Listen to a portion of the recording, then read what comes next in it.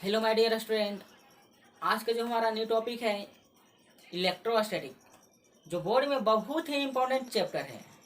तो देर किस बात की, चलिए स्टार्ट करते हैं। इलेक्ट्रोस्टैटिक्स। अब देखिए स्टूडेंट, इलेक्ट्रोस्टैटिक हिंदी में हम स्थिर वैद्युतीय। अब सबसे पहले जानेंगे इलेक्ट्रोस्टैटिक कहते हैं किसको, यानी क्या स्थिर वैद्युतीय कहते हैं किसको। अब यहाँ देखेंगे स्थिर वैद्युतीय ना आपका जो क्या दो शब्द से बना हुआ है, एक हो गया स्थिर, दूसरा हो गया आपका क्या वैद्युतीय। यही ना आपको तब ना मिलकर बनाओ क्या स्थिर वैद्युतीय। अब स्थिर को मतलब आप लोग जानते होंगे, जी हाँ, आप फिर से पूछ रहे हैं।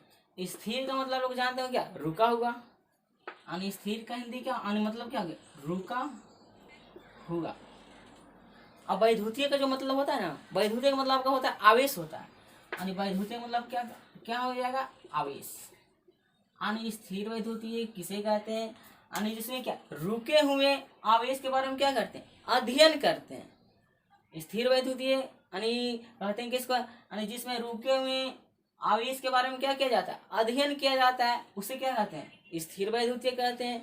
अब तो बोल सकते हैं ना, यानी स्थिर वैद्युतीय किसे कहते हैं, यानी जिसमें क्या यानी रुके हुए आवेश के बारे में क्या किया जाता है, अध्ययन किया जाता है, उसे क्या कहते हैं, स्थिर वैद्युतीय कहते हैं। लेकिन आप तो इस यानी बोर्ड में अगर पूछेगा तो इस टाइप के सब आप तो नहीं लिख सकते हैं। तो चलिए हेडिंग देते हैं इलेक्ट्रो स्टैटिक्स, जिसका हिंदी होता है क्या, स्थिर वैद्युतीय। तो देखिए बोर्ड में आप किस तरह से लिखिएगा, स्थिर वैद्युतीय किसे कहते हैं, स्थिर वैद्युतीय भौतिक विज्ञान की वह शाखा है। स्थिर वैद्युतीय भौतिक विज्ञान की वह शाखा है जिसमें जब आवेश स्थिर अवस्था में रहता है। स्थिर वैद्युतीय भौतिक विज्ञान की वह शाखा है जिसमें जब आवेश स्थिर अवस्था में रहता है तथा उससे संबंधित घटनाओं के बारे में क्या किया जाता है, अध्ययन किया जाता है, उसे क्या कहेंगे, स्थिर वैद्युतीय। चलिए लिख देते हैं स्थिर वैद्युतीय कहते हैं, स्थिर वैद्युतीय स्थिर वैद्युतीय भौतिकी विज्ञान की वह शाखा है, वह शाखा है जिसमें जब आवेश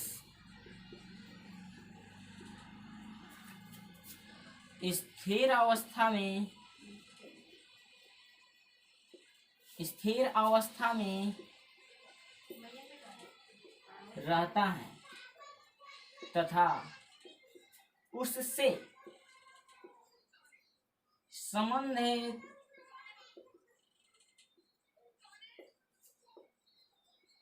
घटनाओं के बारे में अध्ययन करते हैं, बारे में अध्ययन किया जाता है।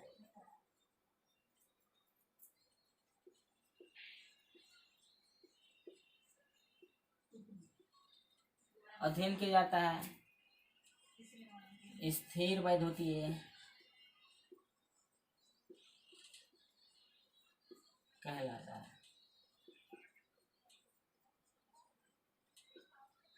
आप लोग तो समझ ही गए होंगे कि स्थिर वैद्युतीय कहते हैं किसको, स्थिर वैद्युतीय भौतिक विज्ञान की वह शाखा है जिसमें क्या जब आवेश क्या स्थिर अवस्था में रहता है, स्थिर अवस्था में क्या रहता है तथा उससे क्या संबंधित घटनाओं के बारे में अध्ययन किया जाता है।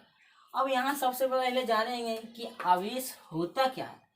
ये तो आप लोग को मन में होगा ना कि सर ये आवेश क्या है, ये जो आवेश है किस चिड़िया का नाम है। तो चलिए स्टूडेंट हेडिंग देंगे, पहले सबसे पहले इसको आप लिखिए।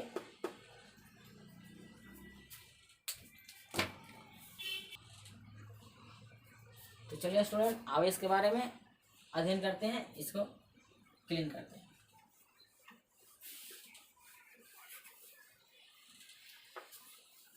देखिए आवेश से आवेश के बारे में जानने से पहले हम लोग जानते हैं क्या आवेश का क्या इतिहास सबसे पहले जानते हैं। तो हेडिंग दीजिए आवेश का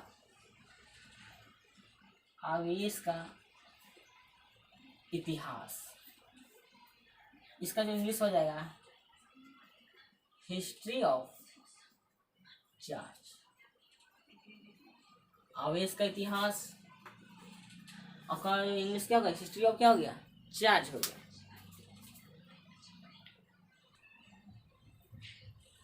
देखिए स्टूडेंट, यही आपका जो है आवेश का इतिहास है। ठीक है, देखिए सब ये जो आपका जितना वैज्ञानिक है ना, बहुत यानी इम्पोर्टेंट यानी बहुत ही फेमस वैज्ञानिक है। अब देखिए सबसे पहले जो वैज्ञानिक था आवेश का इतिहास में आपका जिसका क्या नाम था, थेल्स नाम था।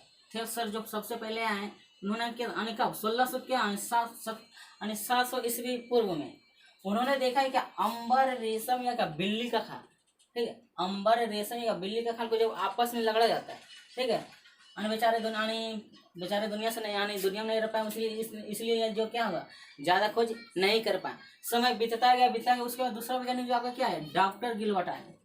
इन्होंने देखा कि क्या कांच, चमड़ा, गंधक, एबोनाइट को जब आपस में लगड़ा जाता है तो क्या होता है, यानी इन्होंने कहा कि ये सिर्फ नहीं यानी ये नहीं कि अंबर रेशम में बिल्ली का खाली नहीं, इसके अलावा बहुत सारे वस्तु में जो क्या होता है आकर्षण होता है। यहाँ आप देखिए थेल्स सर जो बोल रहे थे अंबर रेशम या बिल्ली का खाल को ही खाली लगड़ा जा सकता है, लेकिन जो हमारे उसके बाद जो वैज्ञानिक है वो क्या डॉक्टर गिलबर्ट सर बोल रहे हैं कि सिर्फ यही इन्हीं सब नहीं यानी बहुत सारे वस्तु में क्या होता है आकर्षण होता है। उसके बाद देखिए समय बीतता गया। उसके बाद तुम्हारा आपका जो है तीसरा में आपका है थॉमस ब्राउन सर आए। इन्होंने जो नाम दिया क्या इलेक्ट्रिसिटी, यानी इसका मतलब हो गया इलेक्ट्रिसिटी मतलब क्या यानी जब वस्तुओं को आपस में लगड़ा जाता है तो लगड़ने के बाद आकर्षण ही नहीं बल्कि आकर्षण के साथ साथ क्या होता है विकर्षण यानी प्रतिकर्षण भी होता है, या तो क्या विकर्षण भी होता है। इसलिए यानी आकर्षण है तो विकर्षण होगा, उसको क्या नाम दिया इलेक्ट्रिसिटी। और जो आकर्षण यानी प्रतिकर्षण होने के बाद और जो बड़ी हो गया वो आपको क्या यानी नाम दे दिया इलेक्ट्रीफाइड, यानी वो जो बड़ी क्या हो गया इलेक्ट्रीफाइड हो गया। उसके बाद देखिए समय बीतता है। उसके बाद आपकी क्या है चौथा में आपका है बेंजामिन फ्रैंकलिन। इन्होंने ही आवेश का क्या दिया नाम दिया। इन्होंने जो बताया कि जब वस्तुओं को आपस में लगड़ा जाता है या तो क्या आकर्षित हो सकता है या तो क्या विकर्षित हो जाए, तो यानी बेंजामिन फ्रैंकलिन सर ने क्या आपको दिया उसी वो वस्तु को क्या नाम दिया यानी आवेश दिया। और जो वस्तु हो गया उसको क्या कर दिया आवेशित हो गया। अब बेंजामिन फ्रैंकलिन सर ने आपको क्या आवेश बोले कि आवेश कितने प्रकार के होते हैं, 2 प्रकार के होते हैं। फिर से देखिए स्टूडेंट,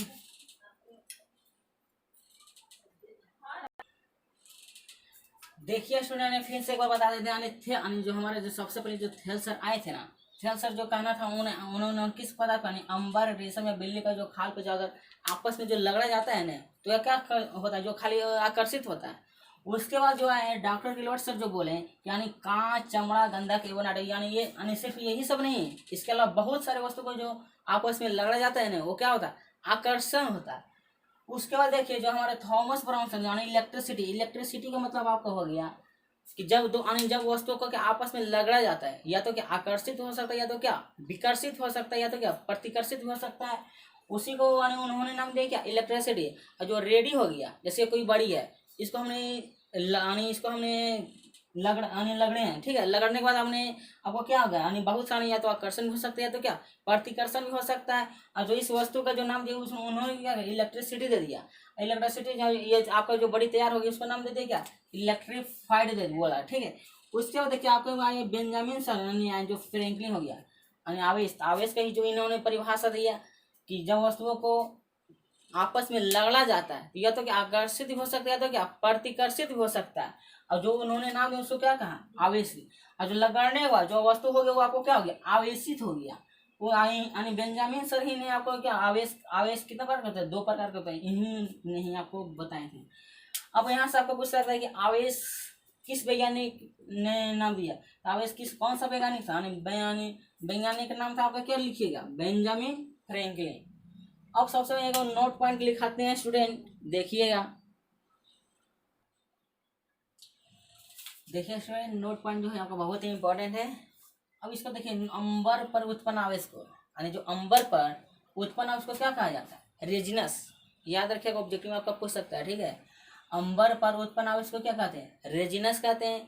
तथा ग्लास यानी कांच पर यानी ग्लास पर उत्पन्न आवेश को क्या कहते हैं विट्रियस कहते हैं कहा जाता है, ठीक है। ये भी आपको याद रखना होगा कि अंबर पर उत्पन्न आवेश को क्या कहते हैं रेजिनस। अंबर पर उत्पन्न आवेश को क्या कहते हैं रेजिनस कहते हैं। और जो ग्लास पर जो उत्पन्न आवेश होता है उसको क्या कहते हैं, विट्रियस। ठीक है स्टूडेंट, ये जो आपका नोट पॉइंट में याद कीजिएगा। अब देखिए आपका पहले सबसे पहले जानेंगे आवेश। आवेश का हम डिफिनेशन लिखा देते हैं। आवेश आने मतलब चार्ज। चार्ज होता है क्या, हम अभी जस्ट ये बोले कि चार्ज आने आवेश कहते हैं कि इसको, आवेश किसी वस्तु का वह गुण है, आवेश किसी वस्तु का वह गुण है जिसके कारण आवेश किसी दूसरी वस्तु को क्या आकर्षित या तो क्या कर सकता है, प्रतिकर्षित करता है, उसे क्या कहते हैं, आवेश कहते हैं। देखिए हम आवेश का हम डिफिनेशन लिखा देते हैं। आवेश कहते हैं कि इसको, आवेश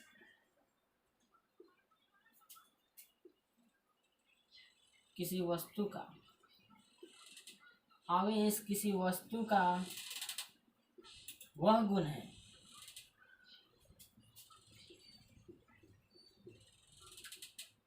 जिसके कारण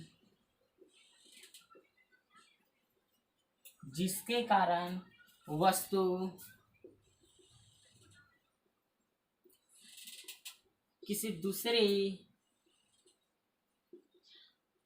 किसी दूसरी वस्तु को अपनी ओर आकर्षित या प्रतिकर्षित करती है,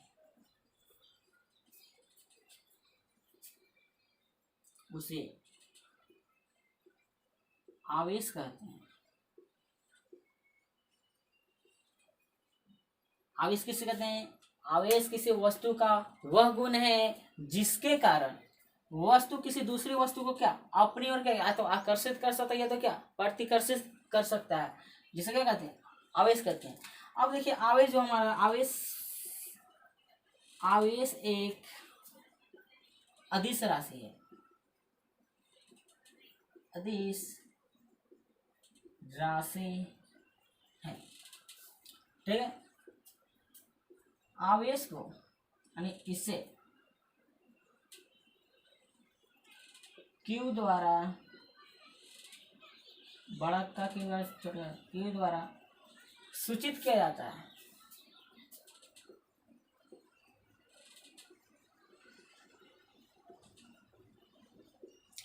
आवेश एक क्या अदिश राशि है जिसे क्या द्वारा सूचित किया जाता है, Q द्वारा सूचित किया जाता है। अब देखिए पैराग्राफ चेंज करके लिखिएगा। आवेश दो प्रकार के होते हैं, आवेश दो प्रकार के, अभी जस्ट बोले हैं आवेश दो प्रकार के होते हैं।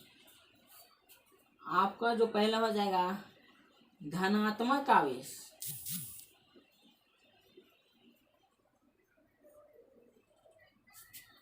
जिसका इंग्लिश होता है पॉजिटिव चार्ज, और दूसरा जो आपका हो गया ऋणात्मक आवेश,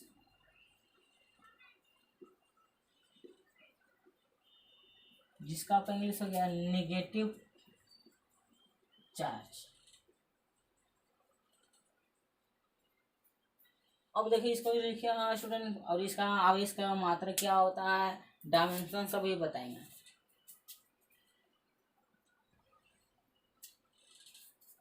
जानेंगे स्टूडेंट आवेश का मात्रा यानी SI यूनिट ऑफ चार्ज।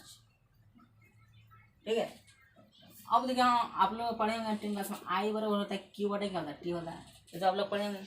यहाँ से अगर आवेश निकालेंगे Q का वैल्यू जो निकालेंगे क्या हो जाएगा, I इंटू क्या हो जाएगा, T होगा। I तुम्हारा आपका क्या हो गया, विद्युत धारा हो गया। T आपका क्या हो गया, समय हो गया। अब देखिए विद्युत धारा का ये समय मात्रा क्या होता है, एम्पियर होता है। तो आप लोग जानते होंगे कि विद्युत धारा का ये समय मात्रा क्या होता है, एम्पियर होता है। और टाइम का ये समय मात्रा क्या होता है, सेकेंड होता है ना। अब यहाँ से बोल सकते आवेश का समय मात्रा क्या हो सकता है, एम्पियर सेकेंड। और यहाँ से देखेंगे ampere second is called coulomb. ठीक है, यानी कूलम कहते हैं किसको, एम्पियर सेकेंड इज कॉल्ड क्या, कूलम। यानी एम्पियर सेकेंड को क्या कहते हैं, कूलम कहते हैं। यहाँ से आपका क्यू बराबर क्या आ गया, कूलम आ गया।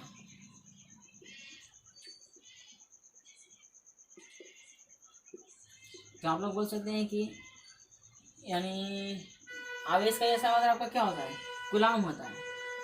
अगर सीजीएस बोलेगा, for CGS, for CGS unit. CGS में देखिएगा, सीजीएस में आपको जो होता है आवेश का मात्रा होता है, या तो ESU होता है या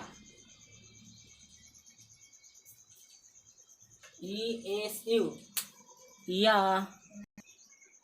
या फ्रैंकलिन होता है, फ्रैंकलिन।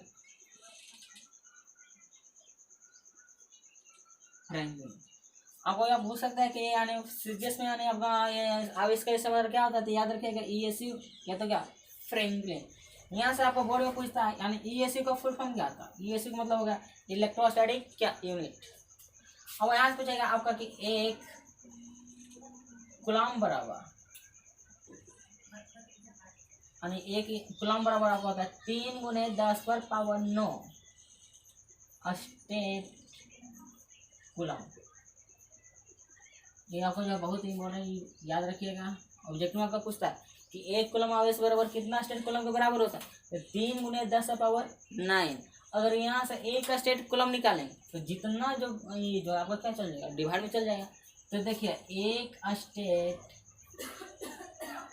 कूलम, तो एक का स्टेट कूलम बराबर कितना हो जाएगा, 1/3 × 10⁻⁻ में होगा, कूलम होगा। जितना अगर एक स्टेट कूलम इधर जाएगा तो क्या होगा, डिवाइड होगा। ये 1 बाई कितना होगा, फिर प्लस में हो जाएगा माइनस 1/3 × 10⁻⁻ का। ये आप याद रखिएगा कि एक स्टेट कूलम बराबर कितना होता है, कितना कूलम, 1/3 × 10⁻⁻�9 कूलम। एक कूलम बराबर कितना स्टेट कूलम का, 3 × 10⁻। यहाँ से आपका पूछ सकता है कि एक कूलम बराबर कितना EMU हो सकता है, इलेक्ट्रोमास EMU। अब देखिए तो एक कूलम बराबर होगा 10⁻⁻1 EMU। ठीक है, यहाँ से अगर आप एक EMU निकालिएगा कितना आ जाएगा, 1/10⁻⁻ आएगा, माइनस ऊपर जाएगा यानी 10 डायरेक्ट ले लेते हैं 10 किलो। ये सब भी आप याद रखिएगा। ऑब्जेक्टिव ये सब जो आपका ऑब्जेक्टिव में पूछ सकता है, इतना लिखिए स्टूडेंट।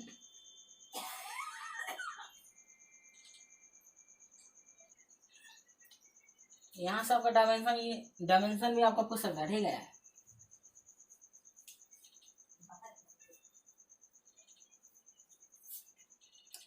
अब देखिएगा डायमेंशन ऑफ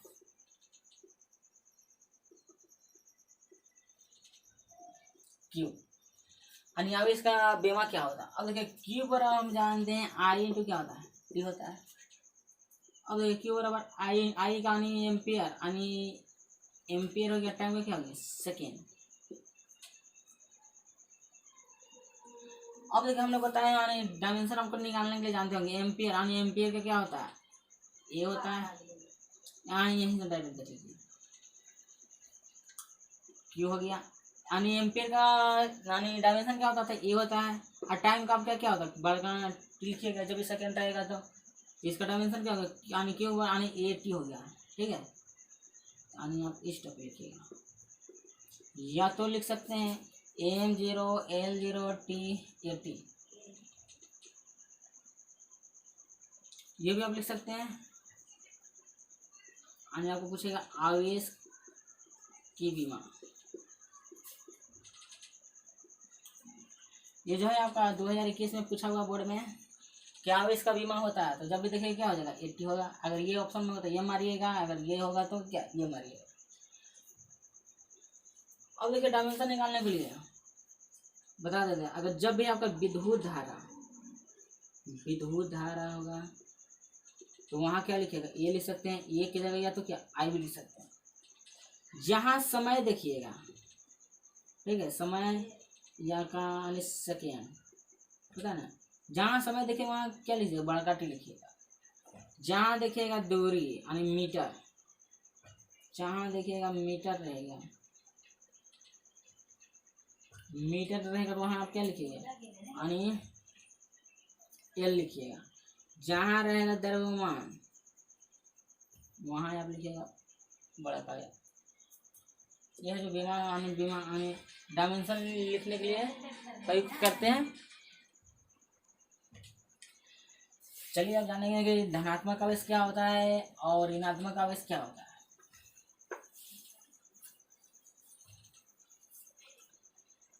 सबसे पहले देखेंगे, पहला में हेडिंग दिया धनात्मक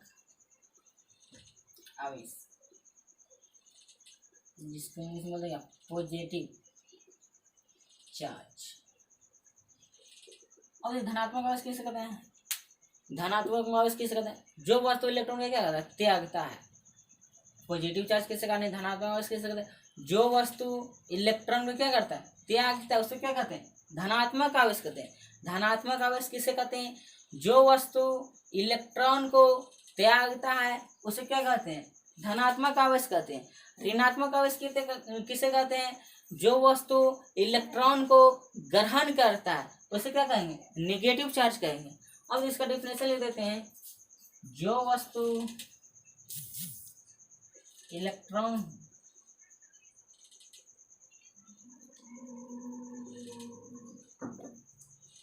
त्यागता है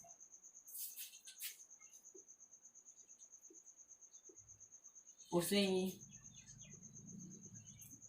धनात्मक आवेश कहते हैं। दूसरा देखिए ऋणात्मक आवेश।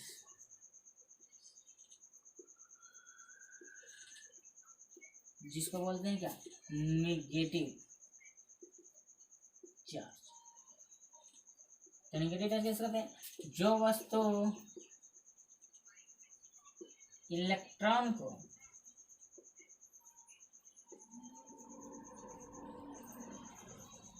ग्रहण करता है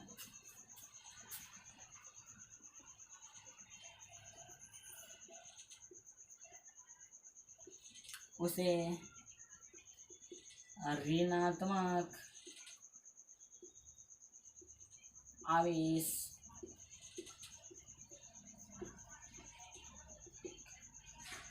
त्यागता मतलब जाने क्या? खो दिया, यानी खो देने का क्षमता, ठीक है। यानी जो वस्तु इलेक्ट्रॉन में क्या त्यागता मतलब खो दिया उसे क्या कहेंगे? धनात्मक आवेश कहते हैं। और ऋणात्मक आवेश किसे कहते हैं? जो वस्तु इलेक्ट्रॉन में क्या करेगा? ग्रहण करेगा। तभी इसको स्टूडेंट,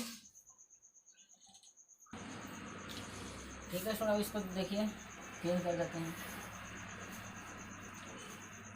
अब अगला देखिएगा आवेश की गणना। आवेश की गणना। अब देखिए मान लीजिए कोई वस्तु है, ठीक है। इस वस्तु पर हम आवेश दे देंगे। मान लीजिए इस वस्तु पर आवेश, तो आपका क्या हो गया? क्यों दे दिए। यानी एक बात ध्यान दीजिएगा, यानी जब भी कोई वस्तु से जो निकल इलेक्ट्रॉन ओनली फॉर इलेक्ट्रॉन निकलता है, प्रोटॉन नहीं निकलता, ठीक है। जब कोई वस्तु अगर वस्तु को देना होगा तो वो क्या देगा? इलेक्ट्रॉन देगा, प्रोटॉन कभी नहीं खोएगा। यहाँ आप लिख सकते हैं एक इलेक्ट्रॉन की कमी या तो क्या? अधिकता। एक इलेक्ट्रॉन की कमी अधिकता, तो यहाँ आपका क्या होता है? क्यू बराबर क्या? इक्वल टू क्या हो जाएगा? क्यू बराबर क्या हो जाएगा? 1 ही होगा। कितने इलेक्ट्रॉन है? 1 इलेक्ट्रॉन। क्यू बराबर क्या होता? 1 ही दे दीजिए। उसका इसी पर लिखेंगे 2 इलेक्ट्रॉन। 2 इलेक्ट्रॉन की कमी या अधिकता हो, यहाँ आपका क्यू बराबर क्या हो जाएगा? 2 ही होगा। कितना इलेक्ट्रॉन खो रहा है? 2 इलेक्ट्रॉन। या तो क्या कम हो सकता है, तो क्या अधिकता। इसी पर अगर आपका 3 इलेक्ट्रॉन हो तो कितना? क्यू बराबर कितना देगा? 3 होगा। इसी पर आपका dot dot dot dot dot dot मान लिया कितना तक? एन तक। तो एन तक जो लेंगे आपका कितना हो जाता है? क्यू बराबर का क्या हो गया? N E. ये जो आपका आ गया फॉर्मूला आ गया। यहाँ जो आपका क्यू हो गया, यहाँ क्यू आपका क्या हो गया? चार्ज हो गया। एन आपका क्या हो गया? Number of number of electron, ठीक है। आणि ये आपका क्या हो गया, चार्ज ऑफ इलेक्ट्रॉन।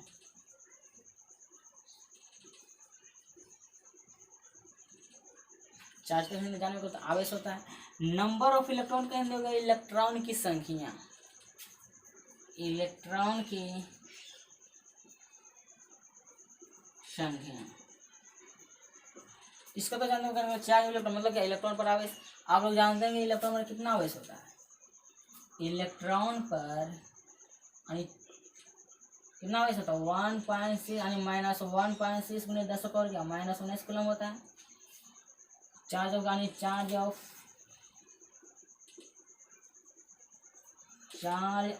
इलेक्ट्रॉन। अगर आपसे पूछेगा चार्ज ऑफ प्रोटॉन,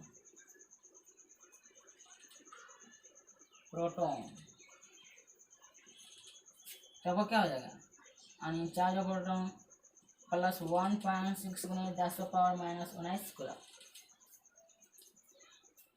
ये स्टूडेंट याद रखेगा, आपको जो नॉर्मिकल बनेगा इसको याद रखिएगा, तो ठीक है, क्योंकि नॉर्मिकल इसके बाद बताएंगे। इतना लिखिए।